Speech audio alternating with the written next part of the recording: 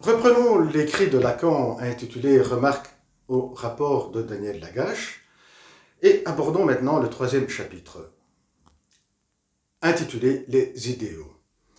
Pour suivre cette vidéo, il faut avoir en tête celle concernant l'écrit de Freud pour introduire le narcissisme. Il faut avoir en tête les vidéos concernant les premiers chapitres de l'écrit de Lacan et surtout le premier chapitre intitulé La structure et le sujet. Et pour finir, avoir en tête la vidéo consacrée à un chapitre de l'écrit de Lagache intitulé La structure du surmoi. Voyons maintenant très rapidement certaines notions clés de Freud. De ce côté-ci, le moi, qui est le premier investissement libidinal lorsqu'il y a le passage de l'auto-érotisme à l'investissement d'un objet. Et le premier objet, c'est soi-même, c'est le moi. Et c'est dans ce vécu d'investissement libidinal que l'enfant a cette sensation de la toute-puissance. Pour continuer à avoir cette sensation, suite à l'impact avec la réalité, où l'enfant est continuellement repris par les parents, par des remarques, par des critiques, que l'enfant se construit un moi idéal, c'est-à-dire de voir à quoi il faut s'aligner, à quoi le moi doit s'aligner pour satisfaire les attentes des parents. Et là se forme le moi idéal ou idéal du moi. Dans l'écrit de Freud, Freud utilise les deux mots d'une manière interchangeable.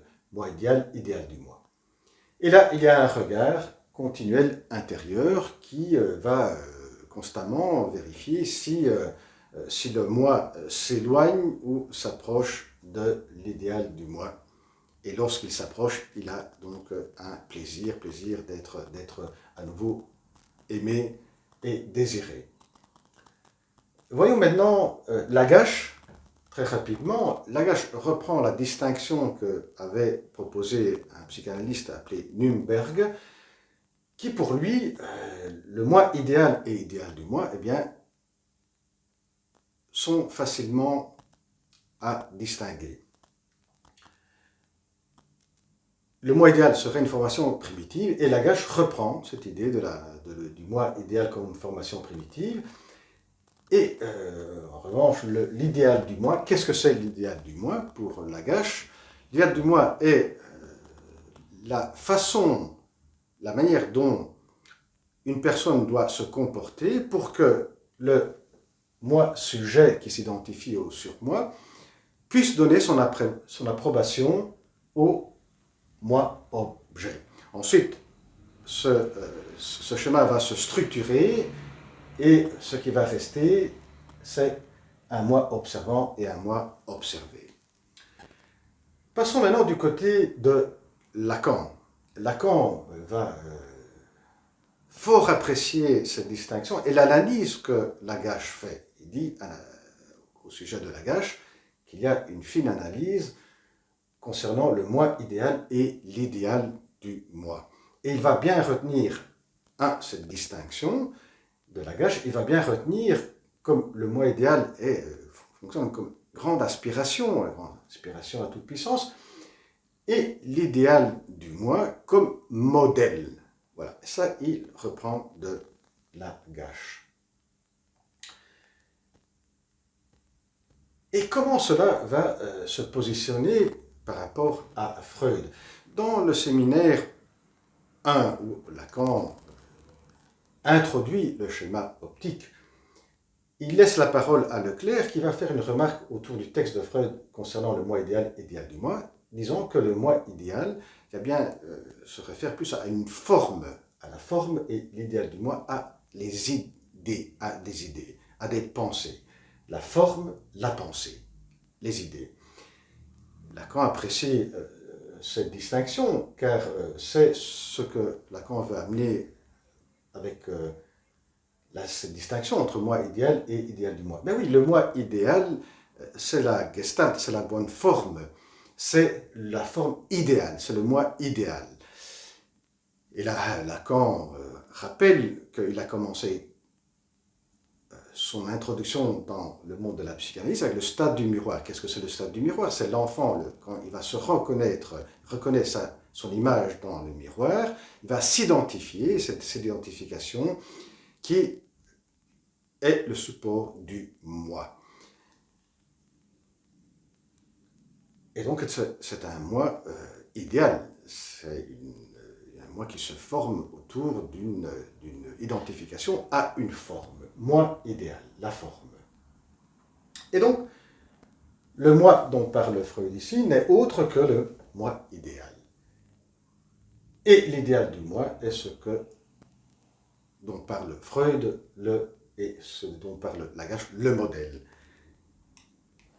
Et comme Freud, ici, il y a un regard qui voit en fonction de l'alignement du moi idéal à l'idéal du moi.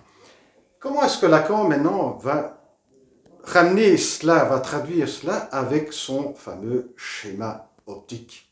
Et là, on va seulement s'intéresser à expliquer d'une manière simple, conceptuelle, le schéma optique. Ensuite, on pourra consacrer une autre vidéo qui va beaucoup plus dans les détails. Alors, on a au départ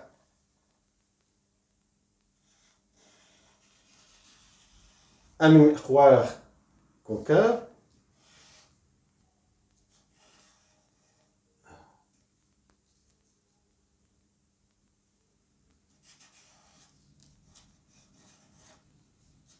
ici on a le vase qui représente le corps qui va se projeter et va apparaître ici l'image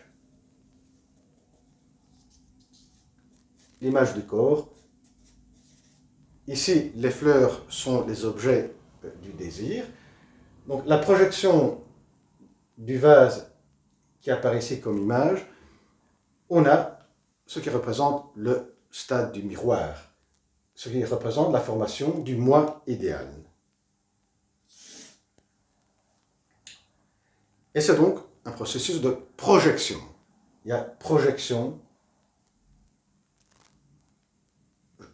sur le miroir de mon corps et à cette forme gestalt, je m'identifie et il y a donc la formation du moi idéal.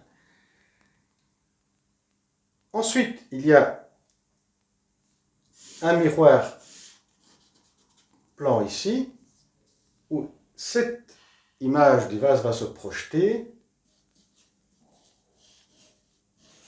et nous allons voir apparaître ici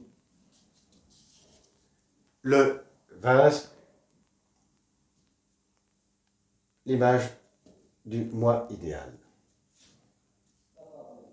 Voilà, ici, qu'est-ce que cela veut dire?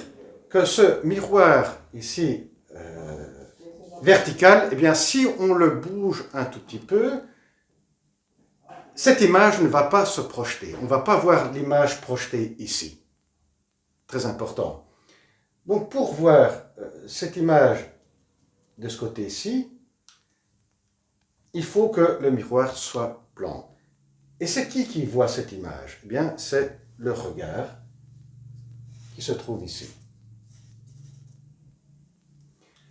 Et c'est ce que Lagache parlait de moi observant. Lacan dit, ben, le moi observant, c'est un regard, c'est le sujet. C'est le sujet. Et donc, le regard pourra voir sur le miroir plan le vase, donc pour avoir son moi idéal, le regard qui pourra avoir son moi idéal, si le miroir est plan, c'est-à-dire s'il s'aligne à l'idéal du moi, c'est-à-dire à des pensées. Et pensées pour Lacan, ce sont des signifiants.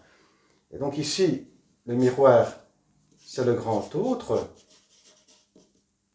où le sujet, pour voir se former son moi idéal doit s'aligner à certains signifiants. Et dans le premier chapitre de cet écrit de Lacan, quand il se réfère à Lagache, quand Lagache parle de l'enfant est un pôle d'attributs, d'attente et d'attributs. Lacan dira ces attributs, c'est rien d'autre que des signifiants qui se nouent dans un discours, le discours du grand autre. Voilà le nom de l'enfant, le sexe de l'enfant.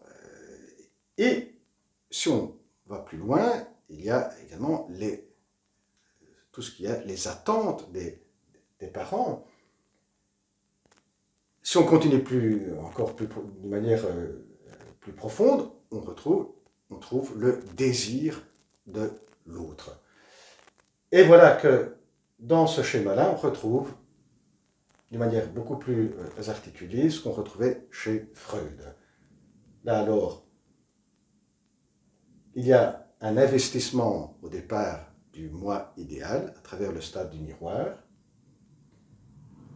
où il y a la jubilation, il y a une puissance, toute puissance de voir son corps. Pour continuer à avoir cette sensation de toute puissance, de jubilation, il doit s'aligner aux idéaux, doit s'aligner à certains signifiants qui se trouvent dans le discours de l'autre, et grâce à cela, il peut voir, refléter, il peut continuer à voir son moi idéal. Et bien voilà, à la prochaine vidéo. Au revoir.